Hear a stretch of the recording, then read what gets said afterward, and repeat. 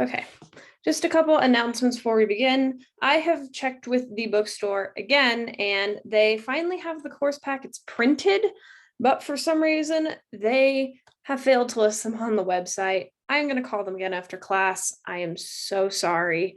In the meantime, I will post the picture of the unit circle that I keep promising you guys after class. I was hoping they would get the books out quicker because there's a lot more useful resources in there than just that. So hopefully by tomorrow or at the latest Wednesday, because they promised me Wednesday the first time, but we'll see. Again, I'm so sorry, and I will keep you posted and send out an announcement as soon as you are able to purchase that. In terms of work for the course, you should have done your second knowledge check over the weekend, as well as finished the ALEX module about, which one was, I think it was right triangle and circular trigonometry. So that one is closed. Again, if you did not do that in time, it is okay. You will have the second chance exam 1 topics when those open to have a chance to go in and finish those. If you did not, those will open the day of your first exam, which actually just happens to be this Friday. I will get into more logistics with that a little bit later in the week. We're actually almost done wrapping up content, so things will be moving pretty quickly here, but just know that that is this Friday. Right now, you have the ALEX module open regarding graphs of sine and cosine functions. That one shouldn't be too long. And then later in the week, you will have other trig functions, which is what we will talk about today, graphs of things like tangent, cotangent, secant, and cosecant.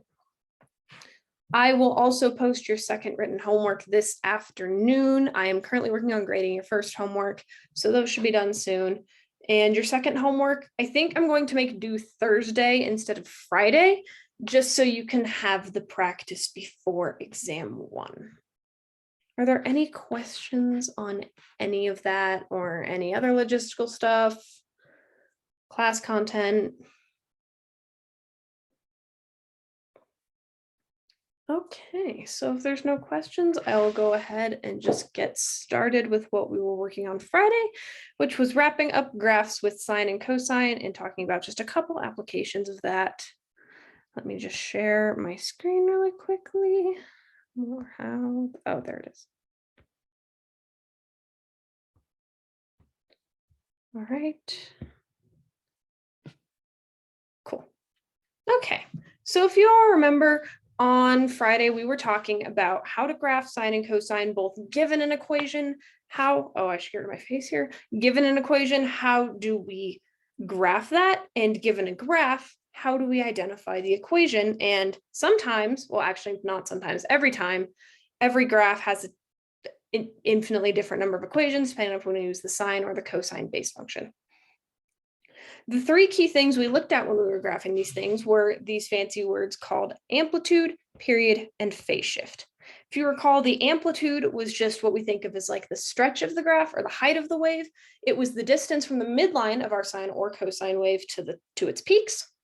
The period was just the amount of time it took for our sine or cosine graph for its pattern to repeat. On both of the parent graphs, the period was 2 pi, which is how we came up with this equation here of the period being 2 pi divided by b, which is this factor in front of the x here. We identified that when we ended up solving this inequality. That's where that came in. It was how the factor we multiplied our x by essentially is what squished or stretched our wave.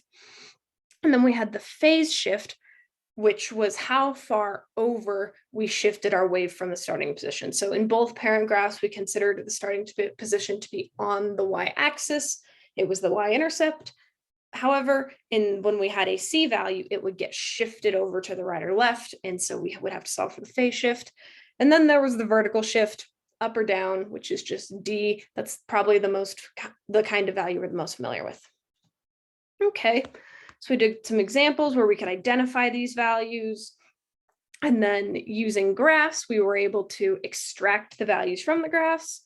So now we're going to get a little bit of practice with thinking about what these values mean in the context of a word problem. So hold on, there we go. Let's take a look at this guy. So let's say that the average monthly temperature changes from month to month, and suppose that for a given city, we're able to model the average temperature in a month with this function. You'll notice right away this function is just a transformed version of the cosine parent graph. We have the F is the average temperature, so the value it equals is the average temperature, and T is the month of the year. We usually use T as a variable for time, so it makes sense that we're using T to represent a month.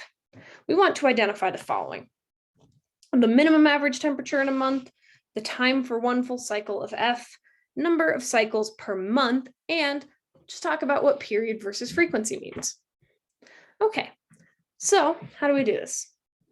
Well, minimum average temperature in a month. So when we're thinking about a minimum, let me just sketch a cosine wave. This isn't going to be the cosine wave, but just pretend this is a cosine wave.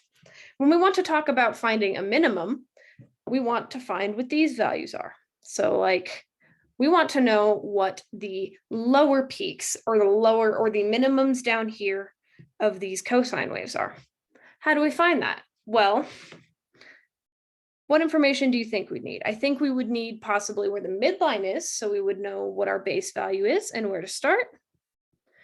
And we probably also need to know the amplitude. We need to know the distance from this midline here down to this point. So if you recall from our discussion on Friday, our midline is just the vertical shift. So we have a vertical shift here of 53 because it is just a constant value added to the end of our cosine equation.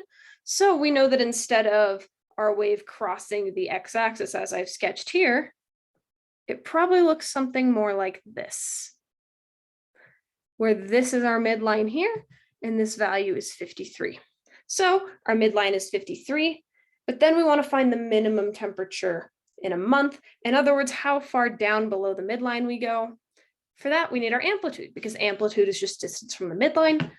Our amplitude here is the coefficient in front of the trig function, so it is 29.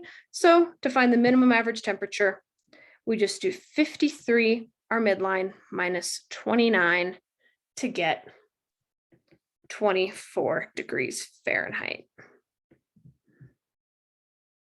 So that's the answer to the first one. We just had to find the midline and find the largest distance down from it. If we wanted to find the maximum temperature in a month, we would have just added 29, because if we added 29, we would find the values of this, and that would just give us 74, I believe.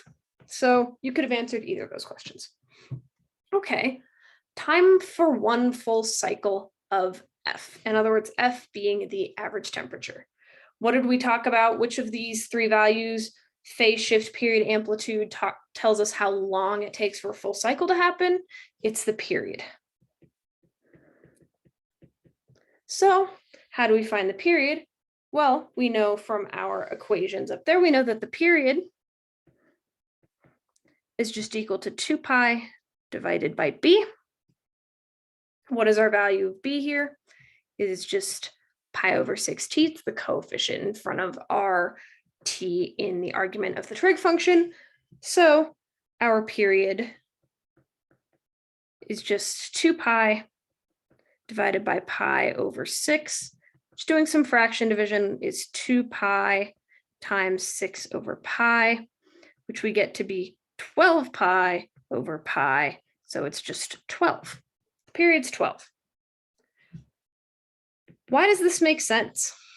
Well, this just makes sense reasonably. We can do kind of a logical check.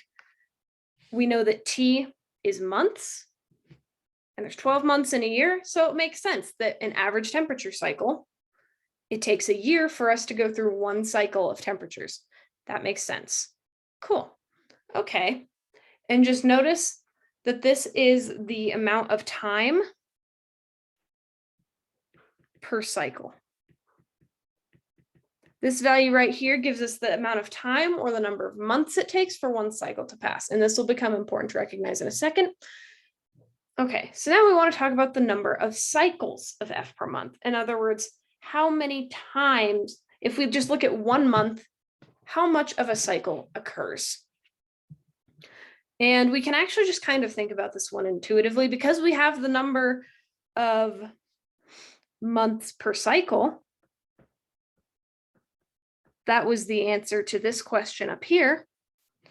This guy right here wants the number of cycles per month. And since we know that for every 12 months, we have one cycle, we can just take the reciprocal of this to get cycles per month. In other words, we know that for every one cycle, there's 12 months. So we get that there's 1/12 of a cycle per month. So your answer to this question is 1/12. And if you think about it just literally in English terms, what that means, it makes sense that there is 1/12 of a year, i.e. 1/12 of a cycle per month. This value right here is what we call the frequency. And that's the difference between period versus frequency. Frequency is just the reciprocal of the period.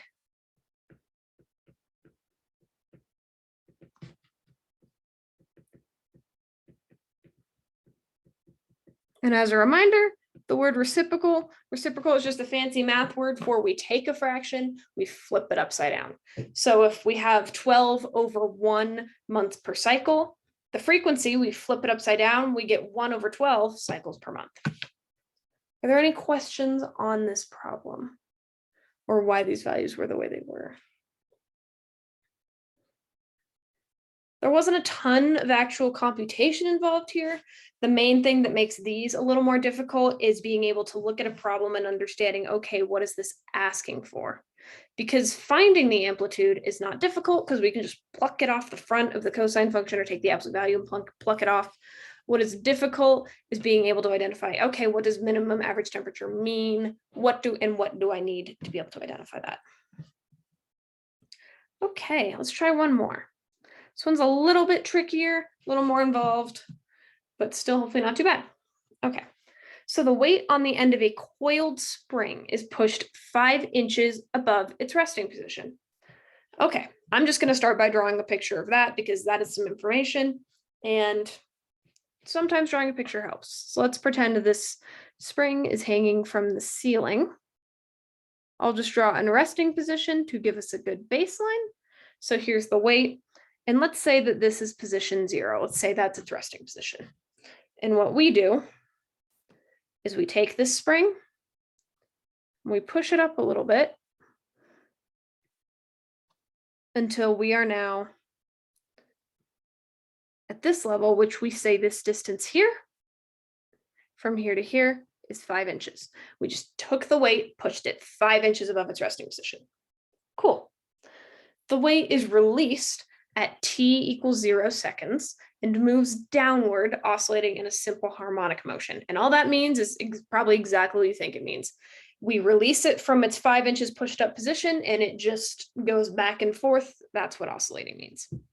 It completes 1 full cycle in 8 seconds. We want to give the equation modeling the displacement d as a function of time t. Okay, this might sound a little intimidating, but first let's just gather the information we have and see what we can get from that. Okay, so we know that this is going to end up being a sine or cosine function. So let's just start with writing out what a generic form of that looks like and see if we can fill in some blanks. I know that I want an equation modeling the displacement. And if you think about it, if we release a spring, it's going to go down, then up, down, and then up, and then down, and then up, and then down, and then up. So we can imagine it's going to look like that kind of wave.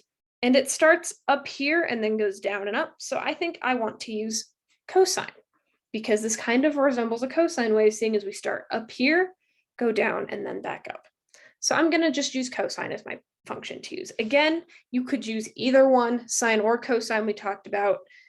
It would have a slightly different phase shift, but I think this one would work a little easier with cosine. So we know our final answer is going to look something like d, because d is the displacement, that is what this wave is equal to, we have some amplitude times the cosine of maybe some b value right there, t, plus maybe some phase shift, plus something, some vertical shift. We'll have to think about what that means, but we know it might look something like this. Personally, I always like to start by thinking about amplitude because it's a pretty simple value to understand. So let's think about the amplitude. If we're starting by having it pushed 5 inches above its resting position, when it's released, the spring is never going to go more than 5 inches beyond its resting position. It's because it doesn't have the potential energy for that. That's kind of a physics thing to think about. But if you just think about intuitively, when you release a spring or any type of object, it's not going to go further than how it started back. What does that all mean? That means that our amplitude is 5 inches. Because we're starting 5 inches, we're calling the resting position our baseline. We're starting 5 inches above it. When we release, it's going to go maybe 5 inches below and then 5 inches back up, but it's never going to exceed 5 inches. So our amplitude is 5 inches. So I'm going to put a 5 here. Is it a positive or a negative 5 though? Well, looking at this little cosine wave we draw, modeling the displacement, it's going to go down first and then up and then down. And if you remember, the parent graph of cosine does start its initial value is at the peak. If it looked like this, where the initial value is down here, we would have a negative amplitude. So this one has a positive amplitude. Or the amplitude is always positive, but it has a positive a value in front of the cosine.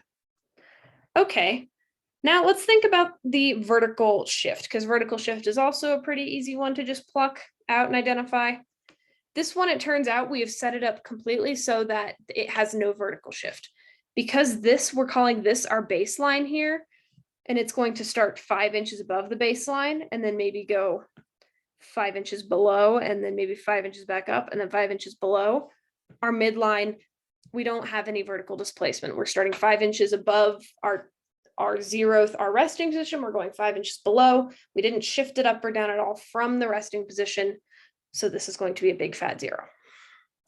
All right, now let's look at the somewhat trickier stuff, which is the stuff inside of the cosine argument, which would be the period and the phase shift. Let's start with the period, because we're actually we're given the period here.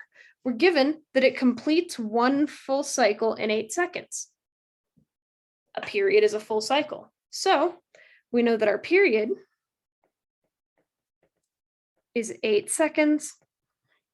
So, and we have an equation to solve for b using this, which is just our period, which is 8 equals 2 pi over b, multiply both sides by b, 8b is 2 pi, and dividing both sides by 8, we get that b is pi over 4. Beautiful. Means we have a pi fourths right here. All right, easy enough. Now let's think about intuitively what a phase shift would be, because that is what we would need to get our C value. In this case, just thinking about what a phase shift is in the context of the problem, the phase shift would just be the amount of time before the spring is let go. Because we're thinking about the x-axis as being in time, right? So this is time, and this is vertical displacement. So just to write that, the amount of time before spring is let go.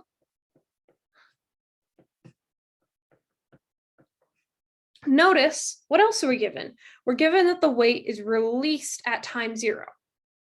So the weight is released while our cosine function is still on the y-axis, which means there's no phase shift. So that's a nice big fat 0, because we didn't wait from when the time started to release our spring. Therefore, the phase shift is 0. Again, we could have written this as a sine function and we would have had to adjust it. But because we specifically said, hey, the time starts at t equals 0 and our spring is released right then, we do not have to shift our wave back and forth at all. So our final equation is just that displacement is equal to 5 cosine pi fourths t. And that models the movement of our spring. Again, not perfectly, because if you actually start thinking about physics, the spring will slow down over time and it won't be a perfect cosine wave, but that's not the point of this problem. Point is, if we don't think about that, if we just think about a spring going back and forth forever, this is what the wave would look like. Any questions?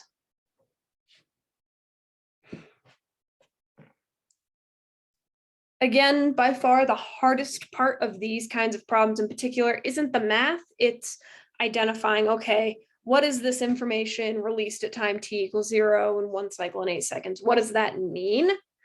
And how can it help me model this function? And in the case of this problem, we actually had to identify what parent function to use just by thinking about what does a spring looks like when it moves. Any questions? Okay, so that's all we're going to do with graphs of sine and cosine for now. You have some practice with this on the ALEKS, and I will give you some more practice being able to physically draw the graphs on your next homework. But if you have any questions on that, please feel free to come see me. I have office hours this week and I am free other times as well, so just let me know. But for now, we're going to move on to talking about parent graphs of other graphs. And the most natural progression, given what we've done, would be to talk about the parent graphs of tangent and cotangent. So just from how we've defined these trig functions, we know that we have y equals the sine of x, and that is the blue curve here. And cosine of x is the blue curve here. Again, they are pretty much the same wave, just shifted over by a factor of pi over 2. If you think about shifting this green wave over like this, it would line up right with the sine wave. They're the same wave, just with a different phase shift, pretty much. But let's think about what the reciprocals looks like. If you remember, tangent, we just take our function of sine and divide it by cosine, and cotangent, we just flip that upside down, do the same thing. Okay, intuitively, I don't really know what these are going to look like. So what I want to do is just take some values we know of sine and cosine, fill out a table, and then graph it that way. So just from this, sine over cosine, let's do tangent first. 0 over 1 is 0. 1/2 divided by 3/2 is 1 over root 3. But just to rationalize the denominator, to be nice, it's root 3 over 3. Root 2 over 2 divided by root 2 over 2 is just a really fancy way of saying 1. Root 3 over 2 divided by 1/2 is just root 3. And 1 divided by 0, we are absolutely not allowed to divide by 0 in math. It is a big no-no. So this value here is actually undefined. And we will see what that looks like in a second. Okay, for cotangent, we just do the opposite. 1 divided by 0, not allowed. It's undefined. Root 3 over 2 divided by 1/2 is root 3. Root 2 over 2 divided by root 2 over 2 is just a really fancy way of saying 1 again. So those will be the same at this point. 1/2 divided by root 3 over 2 is 1 over root 3, which is again root 3 over 3. And then 0 divided by 1 is 0. Okay, so let's see what these actually look like. I will graph tangent in black, and I will graph cotangent in orange, just so we can tell which is which. Okay, so tangent. When x is 0, tangent is 0. Beautiful. When x is pi over 6, tangent is root 3 over 3. When x is pi over 4, tangent is 1. When x is pi over 3, tangent is root 3. And then when x is pi over 2, it's undefined. So if you can see just from this what we have so far, what does it look like is going to happen at pi over 2? Well, if you can tell, the values of sine keep getting bigger and bigger and bigger, which makes sense, because if you think about a unit circle here, the y values are getting bigger and bigger and bigger the closer we get to pi over 2, because that's pi over 2 right here. And the x values are getting smaller and smaller and smaller because we're approaching x equals 0. So what does that mean? That means when we do division, we're going to have a really, really, really big number. Well, not really, really big, but approaching 1 divided by an itty bitty small number. And what happens when we do that is our values blow up. So at pi over 2, what we actually have is an x asymptote. And what the behavior of the graph is going to look like as the y values get closer to 1 and the x values get really close to 0, we have a getting larger number divided by a really tiny number. So the graph is going to look like this, and it's just going to approach that asymptote forever.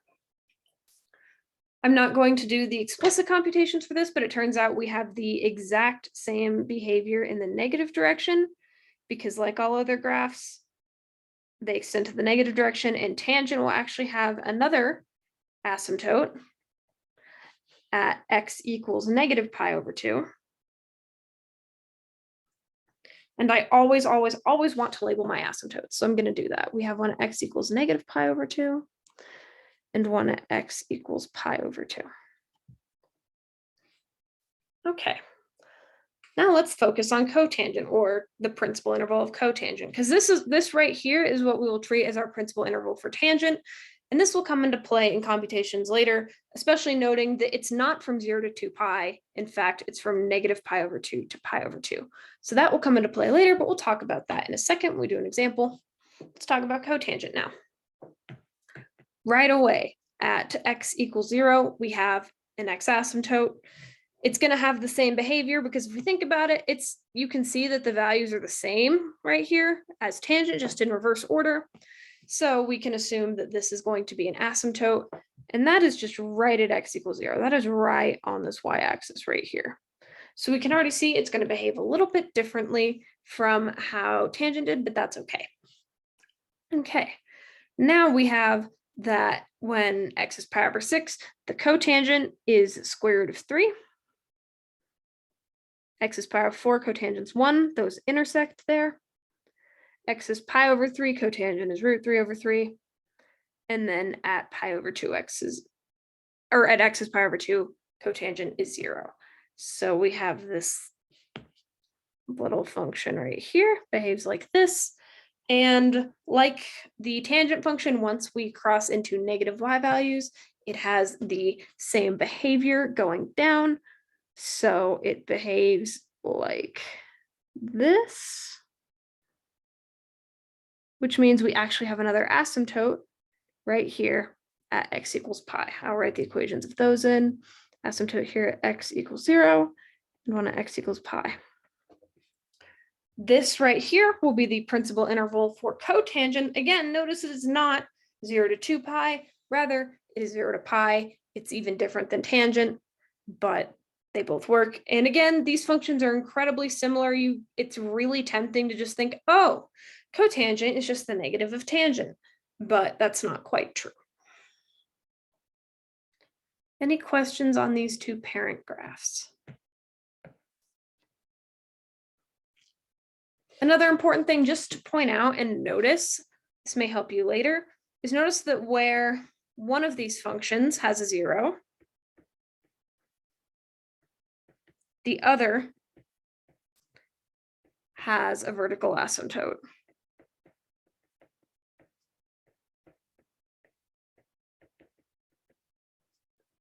And this makes sense, right? That happens where we're talking about where the sine of 0 and the cosine is 1. So values like here, here, here, and here. Of course, 0 divided by 1 is legal and will be a 0, but 1 divided by 0 is illegal. It's undefined. It will be an asymptote. Okay. So let's talk about just a little bit of the properties of these graphs, and then we will move on to an example. Like I mentioned before, we're going to consider this guy here, the principal interval of our tangent parent, and this right here, the principal interval of our cotangent parent. So I'm just making a note of that so we can refer back to it in the future. Principal interval, we have a parenthesis, not a bracket, because our function never actually crosses pi over 2 or negative pi over 2 because there's an asymptote. So the principal interval, if you remember talking about domain in algebra, we need parentheses and not brackets. And same here, the principal interval in open brackets is 0 to pi, or parentheses. Okay, now let's talk about the domain, range, and period of this function. Let's skip over the domain for a second and talk about the range. Notice that when we did sines and cosine functions, they always had a finite range. And what I mean is their y values, they didn't increase. They were always bounded in some way. Range is just what possible y values do we have on this function. No matter what we do to tangent or cotangent, no matter how we stretch it or shrink it or whatever we do, the range will always just be from negative infinity to infinity. Because remember how asymptotes work? These guys will go on forever and ever and ever, approaching our asymptote, but they'll never reach it. However, the y values will continue on forever. So regardless of how the heck we try to change this parent, the range will always be negative infinity to infinity. And what's the period? Well, the period, even though our principal intervals are different for these two, the period of the parent is still just pi. We consider it asymptote to asymptote. That's where we came up with the principal interval.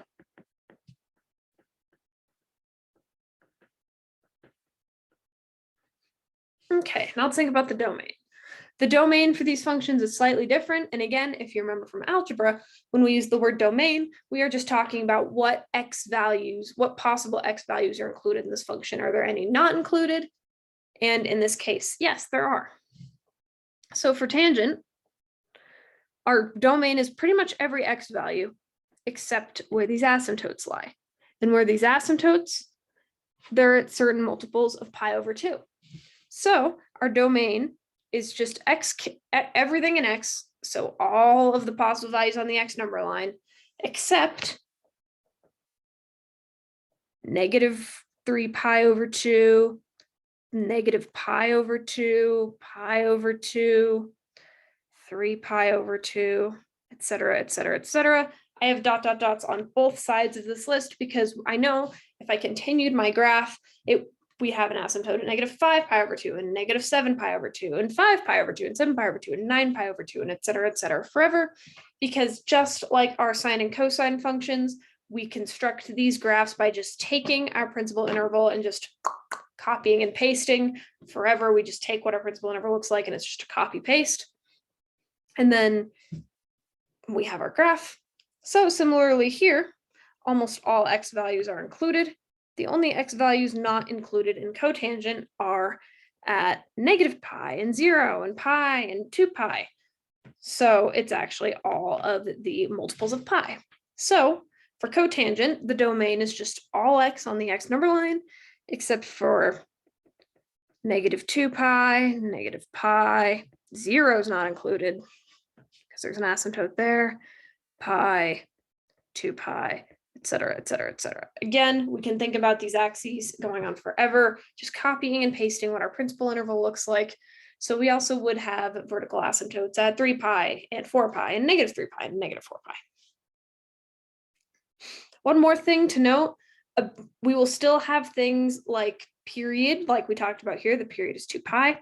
However, a thing that we do not talk about with tangent and cotangent is amplitude. Amplitude is a word we use for waves. We talk about the height of a wave, and that's how we get that. There will still be stretches and shifts with cotangents, but we do not talk about amplitude when referring to the cosine function because this is not a wave. It does not have an amplitude. It does not have a height. As we can see, the range is just negative infinity to infinity, so there will be no height of any wave to look at. So we do not talk about amplitude when talking about tangents and cotangents. Any questions on that? Okay, let's do an example then. So I want to sketch the graph of y equals 3 tangent of x minus pi over 2. We can kind of follow our old structure for sketching graphs for sine and cosine. We'll just have to make little alterations along the way, which we will do. First thing to do, just like the last one, we want to identify the parent.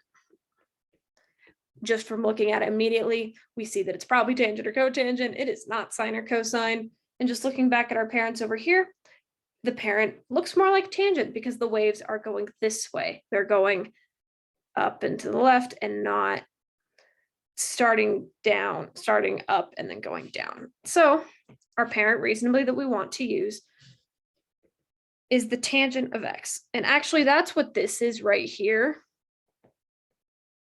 I just have this here, so it will be useful for us to use just the first couple times we're doing these, just to see what's going on. But all this pink graph is, it's just the parent of tangent x. Okay. Now, what we want to do with this is, remember with sine and cosine, we were able to draw boxes in order to figure out how to draw these. Well, there's going to be a box method here too, but it's going to be a little different because obviously we can't encompass the y values in a box because they go into infinity. So we're going to think about it a little differently. Just intuitively, like you might think, the edges of the box are going to be where the asymptotes are. So I'm just going to draw my box on the parent so we can see what we're going to have to transform later. So the vertical sides of our box are going to be the asymptotes. Wherever our asymptotes lie will be wherever our vertical ends of our box are, and we will get that by solving the inequality we've been used to solving. But how do we get the horizontal parts of our box? Well, we are also just going to cap them at 1 and -1. If you remember from our graphs of the parent of sine and cosine, the vertical parts of the boxes also had a height of 1 and -1, and this still works really nicely here, and you'll see why. You can already start to see, if you notice right away, at 1 and -1, our tangent function crosses at the 3/4 of the way point. So this is 3/4 of the way through the box, and this is 1/4 of the way through the box. The midpoint is right here, and that is where we intersect at 0. 1/4 of the way through, we intersect at -1, and 3/4 of the way through, we intersect at 1. These are going to be the 3 key points we use when we are transforming our graph and drawing our new box. So this sounds a little confusing. Let's just see it in action to see how this works out. So step 2 would usually be where we identify the amplitude, but there's no amplitude here. So we're just going to talk about the height of our box. And this is just as easy to identify because it is just the multiple in the front of the function we are trying to transform. So instead of just normal tangent, we're looking at 3 times normal tangent. So the height of the box will be 3 because all of these values will be multiplied by 3. So instead of intersecting at 1, we will intersect the box at 3. So we can actually sketch out where the vertical parts of our box are right now. We know that it has a height of 3 from the midpoint. And I'm just going to emphasize here that it's from the midpoint. It is not the total height of the box. We are still talking about height from the midpoint. And because there's no vertical shift, we know that the midpoint is still the x-axis. So we know we go up to 3 up here and down to -3 down here. Cool. We're already halfway done. Now we need to think about what the x portions of our box look like. And if you recall from when we were solving these for sine and cosine, we would have some inequality with stuff in the middle between 0 and 2 pi. And the reason we chose 0 and 2 pi was because those were the bounds for our principal interval for both sine and cosine. However, like we discussed, the principal interval for tangent is between -pi/2 and pi/2. It's not from 0 to 2 pi, it's from -pi/2 to pi/2. And the point of solving this inequality is to tell us how we need to shift our principal interval, which is why we use 0 to 2 pi here, because we're like, okay, how does the stuff inside the argument of our trig function, how does that change the principal interval? So instead of 0 to 2 pi, we are now going to use -pi/2 to pi/2 with the same stuff on the inside. So we have x minus pi/2 in our trig argument. We have -pi/2 to pi/2 on both sides. Notice I did not put less than or greater than or equal to because we have asymptotes now. There is no equal to. I won't be too picky on this, but if you're wondering why I don't have it like this anymore, it's because we have asymptotes at -pi/2 and pi/2. So the x values won't technically equal that. It's a bit of a technicality, but in case you're wondering, that's why. So to solve for this, we just need to add pi/2 to all 3 sides to get that 0 is less than x is less than pi. Just like with the sine and cosine functions, these become the x bounds on our box. So we have x equals 0 being our left bound and x equals pi being our right bound. And that is the box. So now all we need to do is sketch this trig function, transform it so it fits in this box like it did in our original box. So right at the midpoint of the box, we know that we are crossing the x-axis. So the midpoint of our box here is at pi/2. We cross the x-axis. 1/4 of the way through our box, we know we need to hit the lower point of the box. So a quarter of the way through is at pi over 4. And we know we need to intersect the lower point of our box. And then 3/4 of the way through, we intersect the upper part of our box. So 3/4 of the way through is 3 pi over 4. We intersect the upper part of our box. And then we just draw in our little shape like so. It's not a great drawing. It's fine. We get the gist. Nope. Third time's the charm. There we go. And then because the green lines here, we know 0 and pi are our asymptotes. We want to sketch those in like this. Okay. We are now ready to take our sketch of tangent, transfer it onto our final prettied out graph, and extend our graph to the rest of the axes. So just copying over what we have, we know we have an asymptote here and an asymptote here. Always, always, always, always, always label your asymptotes. So I will do that here. We know we have one x equals 0 and another one at x equals pi. Always, always, always label these. That is very important. Midway through these, we have this at 3 pi over 4, we are at 3, and at x equals pi over 4, where y equals -3. So we can sketch that bad boy back in. And now we just have to extend it to the rest of the axes. So we know we intersect at pi over 2, halfway through the interval, pi over 2 away from our asymptote. So pi over 2 away from our asymptote, we intersect here. And to maintain the same shape, we're going down. Pi over 2 away over here, intersect at 0, and then we are going back up, intersecting at 3/4 of the way through the interval. I should have drawn this one better over here because we also know that we're at -3 here. So it's going to look like that. And that will be what your final graph for tangent looks like. Key points are just draw the box, make sure it looks, you're just taking this guy here, transforming it to fit into your new box, label your asymptotes, always label your asymptotes, and then once you are able to transfer it onto your final pretty graph, make sure to extend it to all other parts of the graph, creating all other necessary asymptotes and curves that would be present. Any questions on how this was done? I will always give you axes for these, so you will never have to try to guess how many different copies of the interval I want you to draw. I will always give you axes labeled with a scale, both on the X and Y, so you will know exactly what to draw. Okay, if there's no questions, let's practice another one.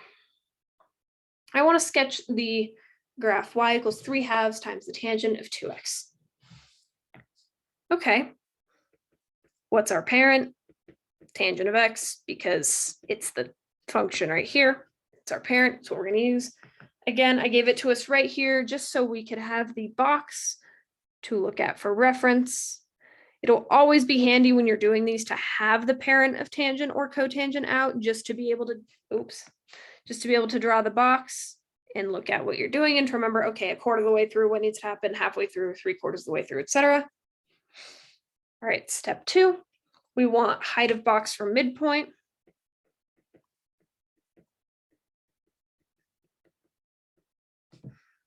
And this is where our A value is. If we think about the general form, A tan B x plus C plus D, the height of the box from the midpoint is always just the absolute value of A. Again, it's confusing because that is also what we used for the amplitude. We just don't talk about amplitudes with tangent because it doesn't make sense. The vocabulary doesn't work, but we still need that height of the box from the midpoint, and that is just 3/2. There is no vertical shift because we have no constant added to the end of this. So we just know that our box has a height of 3/2 from the midpoint, which is the x-axis. I will draw that in. So 3/2, here's 1, here's 2. 3/2 is right between that. So we can say it's like here-ish, and -1, -2. It's probably about here-ish. Cool. Now we find the x-bounds. We are working with tangent. So yet again, we want to use the -pi halves to pi halves inequality. If we worked with cotangent, we would be using 0 to stuff inside to pi, because that is the principal interval of cotangent, but because we're still working with tangent, we're going to use negative pi over 2 to pi over 2. So we have negative pi over 2 to whatever's on the inside, which is 2x to pi over 2, multiplying both sides by 2, or dividing both sides by 2, because that's a 2 there we need to get rid of. We get that our function goes from negative pi over 4 to x to pi over 4. Cool. These are going to be the x bounds of our box. I will draw those in green. We have negative pi over 4 here to pi over 4 here. If you remember, these are going to end up being our asymptotes, our vertical asymptotes, so I can just sketch those in now. And now we have the information we need to draw in our box. So at the midpoint, we cross the x-axis. Beautiful. 3/4 of the way through, we cross that part of our box, and 1/4 of the way through, we cross this part of our box. Again, because the 3/2 in the front is positive, it works that way. If the 3/2 were negative, we would just be flipping it so that this would be where we cross and this would be where we cross. It would just be like flipping it upside down, flipping it around. We don't need to worry about that because our coefficient is positive. Having this, we can sketch that shape in the box, but we know it continues, so we can just continue it on in both directions, approaching but never crossing our asymptote. And now we have the information we need to sketch the final version of our graph. Okay, so just copying over the information we have, we know that this is about right here at pi/8, halfway through. We know that this crosses at 3/2, and negative pi/8, 1/4 of the way through the interval, we know it crosses down here at negative 3/2. Get rid of those. And we can draw in our asymptotes at negative pi over 4 and pi over 4. It goes up, oopsies. From there, swoops down, comes through that point like that. However, it's very clear that we will have more intervals than just our principal one. So I will label these asymptotes real quick. And now we can keep going. So we can see that the length of our interval is pi over 2, because pi over 4 minus negative pi over 4 is pi over 2. So the difference between these two values is pi over 2. So every pi over 2, there will be another asymptote. So pi over 2 away from pi/4 is 3 pi/4. So we'll have another vertical asymptote here. Oopsies. At x equals 3 pi over 4. And going pi over 2 away from negative pi over 4, we land at negative 3 pi over 4. So we have a vertical asymptote right there as well. And now we just have to do the same thing, copying that shape of our center curve there into these other intervals. So halfway, 3/4 of the way, 1/4 of the way at the same height as the other ones, same exact shape. Same with over here. 3/4 of the way we have this guy. Oopsies. And 1/4 of the way we have that guy down there. Same shape. And then even though we don't have any more asymptotes on the left or right, we know that halfway through the interval is right here, and 1/4 of the way is right here. So that's going to look like that. And then over here, same thing, just in the other direction. Any questions on this graph at all?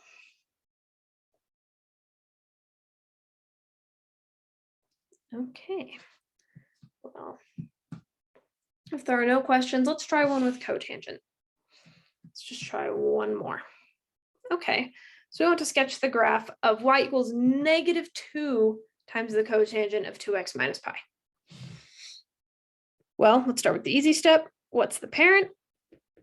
It's the cotangent, because that's the trig function we use in the equation. And again, just for sake of making our lives a little bit easier, I have drawn the parent of cotangent here. You again can think about what the box looks like.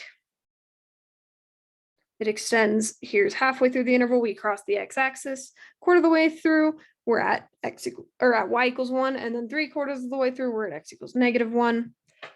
That is the box we'll be using here.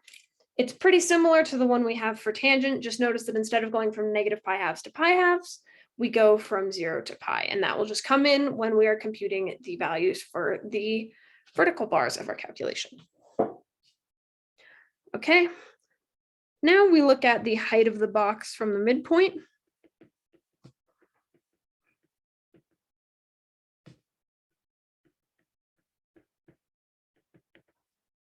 And just from looking at the graph alone, we know that the height of the box from the midpoint is just 2.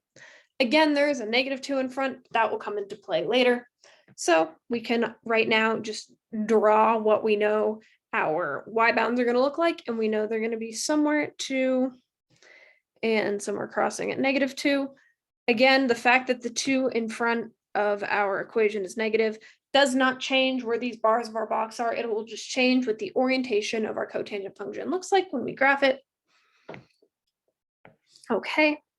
And now we just, instead of using -π/2 to π/2, we want to use 0 to stuff to pi, because that is where our principal interval lies on the parent graph, and that is the information, that is why we've chosen these bounds.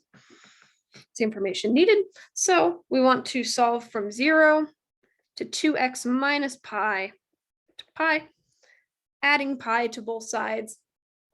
We get that we go from pi to 2x to 2 pi, then dividing both sides by 2, we're going from, I'll go to the next line. We want to go from pi/2 to x to pi.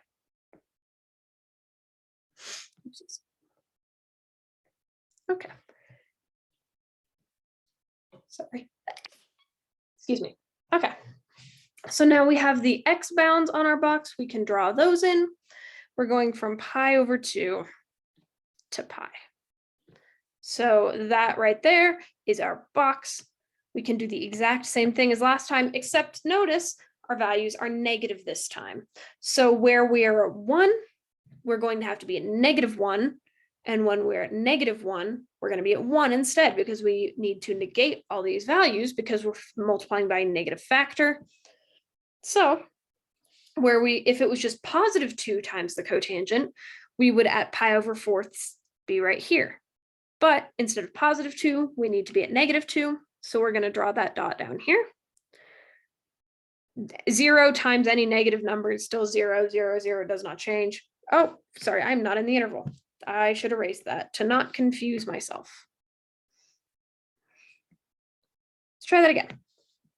So instead here, okay, quarter of the way through. Instead, we'd usually be at +1 because that's how the principal graph works, but we need to multiply by that negative coefficient in the front because we have a -2 cotangent. So instead of being at +2, we need to be down at -2. Come on. Okay, halfway through. 0 times negative anything is still 0, so that doesn't change. Here, we would be, the parent is at -1, so we would be at -2, except we're multiplying by a -2 out front, not a +2, so we're going to be at -1 times -2, which is at +2. That is all the information we need, except our asymptotes, which we sketch on the green lines.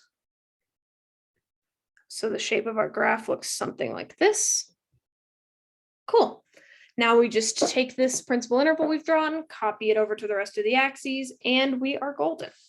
So let's draw in these two asymptotes. We know we have the one at pi/2, this one here, and then we also have one at pi. Just sketch in our principal interval to have as a reference when we are graphing this.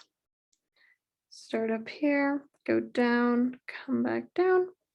So every pi/2, we have another x asymptote. So let's sketch all of those in. We'll actually have 5 on this graph. We have quite a few.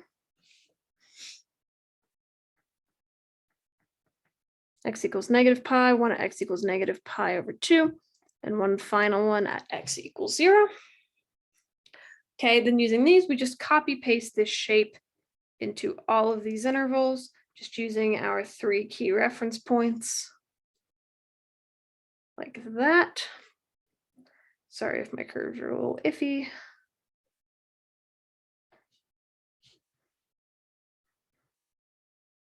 Sketching down like that. And then just like this. Okay.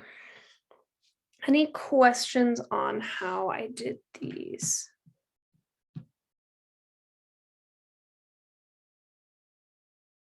Okay, this is going to be all of the in-class lecture practice we're going to get for graphs of tangent and cotangent, because the process is fairly similar to graphs of sine and cosine. If you have any questions on these, as always, you can let me know.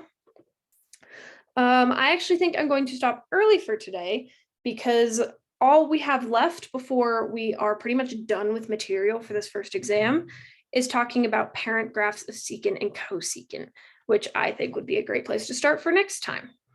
Okay, so you can stick around if you have any questions. I will stick around because we ended class today, and this would be a good time to ask some questions if you need help on anything.